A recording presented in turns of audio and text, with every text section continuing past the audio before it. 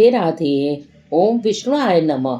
माघ मास की शुक्ल पक्ष की एकादशी को जो कि जया एकादशी कहते हैं, इस बार 8 फरवरी दिन शनिवार को जया एकादशी का व्रत किया जाएगा। इस एकादशी व्रत के महत्व के बारे में विष्णु पुराण में बताया गया है कि इस दिन व्रत रखने वालों को कभी भी भूत पिशाच वगैरह की योनि प्राप्त नहीं होती है।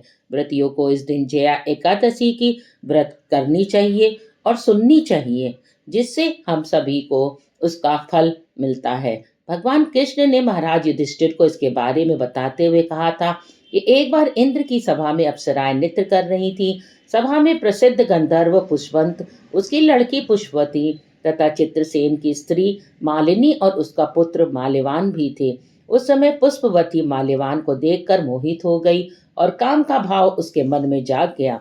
उसने अपने रूप सौंदर्य हाव भाव से माल्यवान को काम सक्त कर दिया। पुष्पवती के अद्वितीय रूप के कारण माल्यवान भी कामासक्त हो गया। दोनों कामासक्त होकर यौन क्रियाओं में लिप्त हो गए। उन्हें अलग करने के लिए राजा इंद्र ने उन दोनों को बुलाकर नाचने का आदेश दिया। इंद्र का आदेश सुनकर दोनों ही नाचने तो लगे, लेकिन कामातुर होने के कारण सही से नृत्य नहीं कर पा रहे थे। इंद्र सब समझ गए। उन्होंने क्रोधित होकर दोनों को श्राप दे दिया कि तुम दोनों स्त्री पुरुष के रूप में मृत्यु लोक में जाकर पिशाच का रूप धारण करो और अपने कर्मों का फल भोगो। इंद्र के शाप के कारण दोनों हिमालय पर पिशाच बनकर दुखपूर्वक अपना जीवन व्यतीत करने लगे। दोनों को पूरी रात नींद नहीं आती थी। एक दिन पिशाच ने अपनी स्त्री से कहा, न मालूम हमने पूर्व जन्म में ऐसे कौन से पाप किए हैं जिससे हमें इतनी कष्टदायी पिशाच योनि प्राप्त हुई है। तभी एक दिन अचानक दोनों को की भेंट देवर्षि नारद से हो गई। देवर्षि ने उनसे दुख का कारण पूछा तो पिशाच के ने यथावत बात कह सुनाई, जिसके कारण पिशाच योनि प्राप्त हुई थी।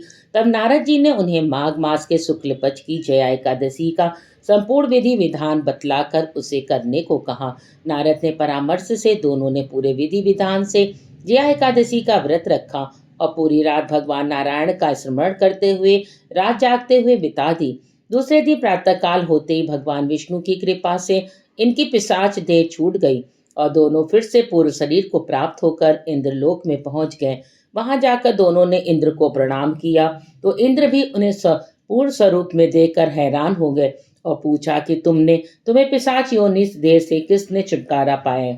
तब दोनों ने उन्हें पूरा वृत्तांत कह सुनाया। भगवान विष्णु की कृपा और जया एकादशी के व्रत के प्रभाव से ही हमारी पिशाच देह छूटी है। अब तब इंद्र बोले कि हे मालवान, भगवान की कृपा और एकादशी का व्रत करने से न केवल तुम्हारी पिशाच योनि छूट गई, वरन हम लोगों के भी वंदनीय हो गए, क्योंकि विष्णु और शिव के भक्त हम दो लोगों के वंदनीय हैं। अतः आप धन्य हैं। अब आप पुष्पवती के साथ जाकर विहार करो। श्री कृष्ण कहने लगे, हे राजा युधिष्ठिर, इस जया एकादशी के व्रत में बुरी योनि छूट जाती है। जिस मनुष्य ने इस एकादशी का व्रत किया है, उसने मानो सब यज्ञ जप दान आदि कर लिए।